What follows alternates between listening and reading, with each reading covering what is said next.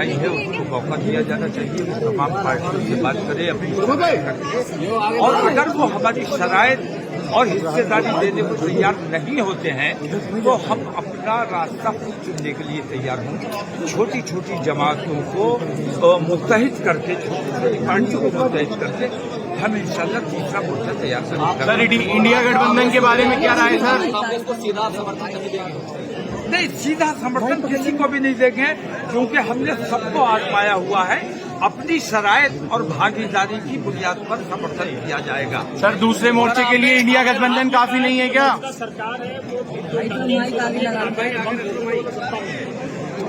यकीनन अगर आप तहकीक करो तो ये झूठे हैं, बेईमान हैं जो ये कहते हैं कि हमने दंगों पर कंट्रोल किया है। असल में दंगा यही कराते थे, लेकिन आज सत्ता में है इसलिए दंगा नहीं हो रहा है। असल में बम ब्लास्ट यही करते थे और इल्जाम लगाते थे कि मुसलमानों ने बम मार दिया।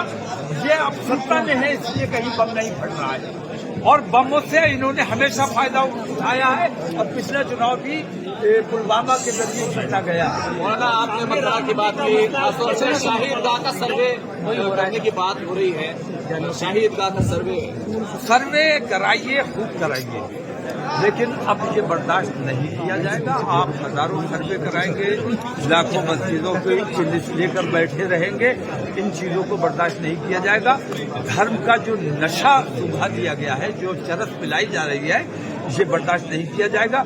बाबरी मस्जिद को सब्र किया गया है, अब हम सड़कों पर लड़ने के लिए तैयार हैं। अब हम अपनी कोई मस्जिद देने के लिए तैयार नहीं हैं। बहुत शुक्रिया, बहुत शुक्रिया। हो गया भाई। मुस्लिम सिख क्रिश्चियन बहुत उनके हक जो हैं, ये सुप्रीम कोर्ट की जजमेंट्स भी, सर्वे भी, हर जजमेंट ये कहती है कि इन सभी ग्रुप की हक तलफी हुई है और इन लोगों को न्याय नहीं मिला। वो न्याय दिलाने के लिए एक रास्ता तलाश करने के लिए, ताकि SC, ST, OBC माइनॉरिटी सब एक साथ आ जाए, उसके लिए हमने सबसे पहले ये एक मुस्लिम पंचायत की है। आप लोगों को सबको पता है कि हम रामलीला मैदान में करना चाहते थे। सरकार ने हम पे ये दबाव बनाया कि आप सिर्फ मुसलमानों की आवाज उठाओगे तब हम आपको करने देंगे, लेकिन हमने कोर्ट से परमिशन ली, तब भी 10,000 का कैप लगाया गया। हम अब कोर्ट में ये पिटीशन लगा चुके हैं कि 10,000 का कोई बंदिश नहीं लगानी जानी चाहिए। हम लोगों के जितने लोग किसी और को लाओगे हमें भी होने चाहिए, लेकिन बुनियादी बात यह है कि इस देश का सोल्यूशन एक ही है, और वो सोल्यूशन ये है कि 100% रिजर्वेशन होनी चाहिए। जिसकी जितनी संख्या भारी उतनी उसकी हिस्सेदारी, ईमानदारी और बगैर कोई बेईमानी के होनी चाहिए। नॉट फाउंड सूटेबल नाम की चीज नहीं होनी चाहिए। रिजर्वेशन पूरी तरीके से लागू होनी चाहिए, बल्कि 100% रिजर्वेशन। और रिजर्वेशन सिर्फ एजुकेशन में नहीं, रिजर्वेशन सिर्फ नौकरी में नहीं, जमीन के नीचे से लेके आसमान तक जो भी संपदाएं हैं भारत की, चाहे वो गवर्नमेंट के सेक्टर में हो या प्राइवेट सेक्टर में हो, उसमें हर एक भारतीय नागरिक की बाबा साहब डॉक्टर भीमराव अंबेडकर ने बराबरी की हिस्सेदारी बनाई है। और वो बाबा साहब डॉक्टर भीमराव अंबेडकर के संविधान से जो हम सब ने एक्सेप्ट किया है, उसके हिसाब से सबको 100% रिजर्वेशन हर चीज में मिलना चाहिए। नौकरियों में, गवर्नमेंट में, मंत्रियों के पद में, प्रधानमंत्री में, सब में रिजर्वेशन होना चाहिए। जैसे रोस्टर बनता है ना गवर्नमेंट जॉब का, वैसे ही प्रधानमंत्री और चीफ मिनिस्टर की पद में भी भले ही रोस्टर बनाना पड़े, लेकिन हिस्सेदारी सबकी होनी चाहिए। सर, ये 24 के चुनाव से पहले ही मुस्लिम महापंचायत क्यों? क्योंकि चुनाव से पहले देखिए, लोगों ने राजनीति को एक बहुत ही गंदी और घिनौनी चीज की तरह देखना शुरू कर दिया है, लेकिन ये बात सही नहीं है। राजनीति संविधान के तरीके से सबसे अच्छा रास्ता है सबको न्याय दिलाने की। बहादुरी के साथ अगर संविधान का प्रयोग किया जाएगा तो हर एक व्यक्ति को न्याय मिलेगा। हम अगर SC, ST, OBC, मुस्लिम सिख क्रिश्चियन बौद्ध एक प्लेटफॉर्म पे आ गए तो हर एक के लिए इस देश में इतना कुछ है कि हर एक घर खुशहाल हो जाएगा। इसीलिए हमारा नारा भी यही है, घर घर संविधान, संविधान से हर समाधान। मौलाना तौकीर रजा ने अभी एक बहुत बड़ा ऐलान किया है, हम किसी भी पार्टी को वोट दें, संवैधानिक बात है, तो उससे वोट के एवज में क्या लें। ये हर एक वोटर का, हर एक कम्युनिटी का हक है जो आज तक नहीं मिला। इसीलिए ये नेगोशिएट करना कि कौन सी पार्टी, कौन सा ब्लॉक देश को भी मजबूत करेगा और सबको सबका हक बराबर का दिलवाएगा, इसके लिए नेगोशिएशन, पूछताछ, डिस्कशन होनी चाहिए। और इसीलिए अभी ये 5 मेंबर कमेटी का अनाउंसमेंट किया गया है।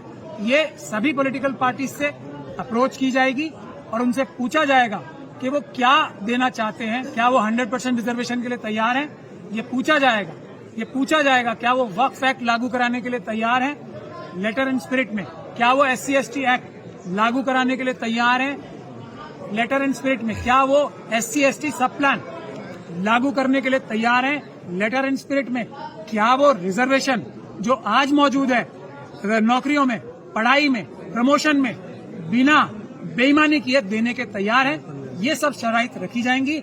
जल जंगल जमीन का अधिकार क्या वो ट्राइबल्स को देने के लिए ईमानदारी से तैयार हैं, और उसके सबूत भी हासिल किए जाएंगे कि वादा खिलाफी नहीं हो, इसके लिए भी हम तरीका सर, तीसरे मोर्चे की बात की, क्या इंडिया दूसरा गठबंधन काफी नहीं है, उसमें तमाम सभी पार्टियां मौजूद हैं?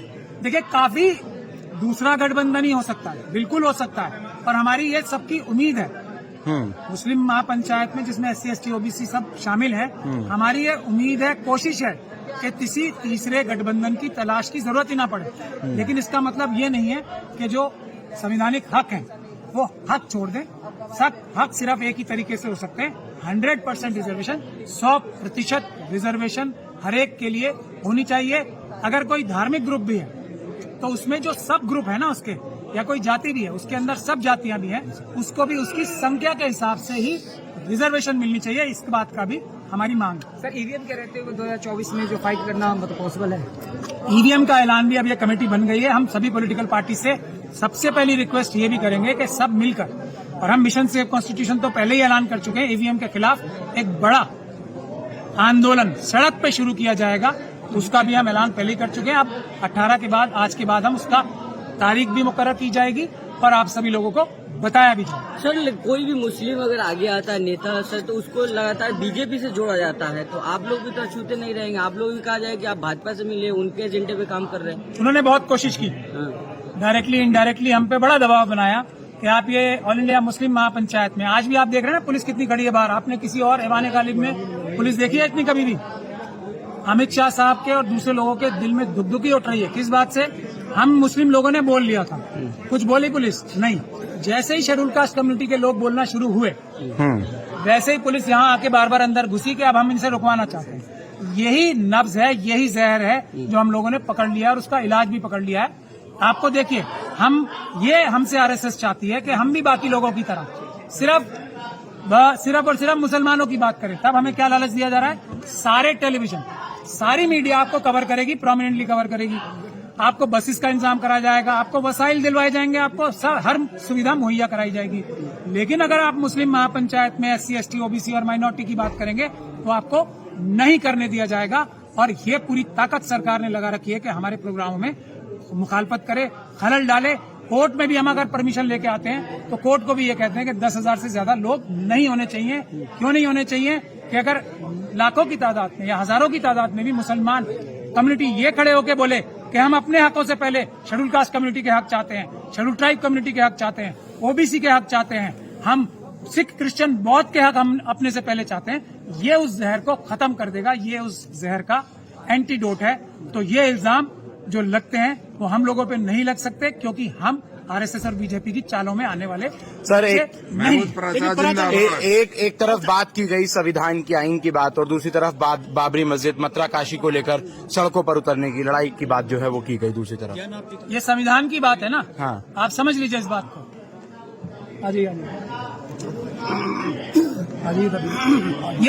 ये जो प्रोटेस्ट की बात होती है, ये जो प्रोटेस्ट की बात होती है, ये किस लिए होती है?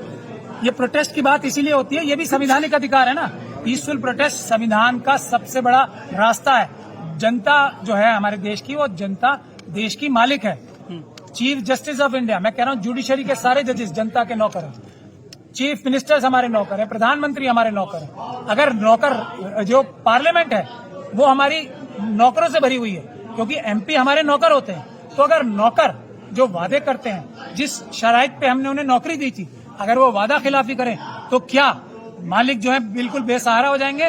नहीं, मालिक बेसहारा नहीं हो जाएंगे। मालिकों के पास जो रास्ता संविधान ने, बाबा साहब डॉक्टर भीमराव अम्बेडकर के संविधान ने दिया है, मालिकों का रास्ता है पीसफुल प्रोटेस्ट। सरकारों को मजबूर किया जाए, MP MLAs को, चीफ मिनिस्टर्स को, प्राइम मिनिस्टर को ये कहा जाए कि इस मामले में आप हमारी रिजर्वेशन जो खत्म कर रहे हो, जो सेंसस नहीं करा रहे हो OBC का, इसलिए हमने आपकी ताकत जो हमने दी थी आपको वो हमने वापस ले ली। ये है पीसफुल प्रोटेस्ट का तरीका। इसीलिए आपने देखा होगा किसान आंदोलन हुआ, प्रधानमंत्री जी ने माफी मांगी और वापस लिया, गलती मानी। इसी तरीके से ये सबसे बड़ा संवैधानिक तरीका है पीसफुल प्रोटेस्ट का। तो जनता के हाथ में पीसफुल प्रोटेस्ट। डॉक्टर रिदास साहब ने कहा कि हम जो ज्ञानवापी को नहीं गिरने देंगे, बचाएंगे, उसको रोड पे आना पड़ेगा, ऐसा बोल रहे हैं वो। मैंने वही बोला ना, प्रदर्शन। देखिए, एक बहुत अच्छी बात तौकीर रजा साहब ने कही, वो आप लोगों को ध्यान से सुननी चाहिए थी, शायद आप लोगों ने नहीं सुनी। उन्होंने कहा आस्था की बात है तो आस्था बराबर होती है सबकी। अगर एक आस्था वाले ये बात बोलते हैं कि हम सुप्रीम कोर्ट को नहीं मानेंगे, अगर हमारे खिलाफ फैसला आया, हम सुप्रीम कोर्ट से भी ऊपर हैं, तो आस्था दोनों की बराबर है। हम तो अब भी ये नहीं कह रहे, क्योंकि हम संविधानवादी हैं, हम अम्बेडकरवादी, हम अब भी ये नहीं कह रहे हैं कि हमारी आस्था सुप्रीम कोर्ट से ऊपर है, लेकिन आस्था बराबर है। जहाँ किसी और की आस्था खड़ी है उसी के बराबर में हमारी भी आस्था खड़ी है, और उसके लिए संवैधानिक तरीके सारे इस्तेमाल किए जाएंगे, ये हम वादा करें। क्या सर आप चुनाव लड़ोगे भविष्य में?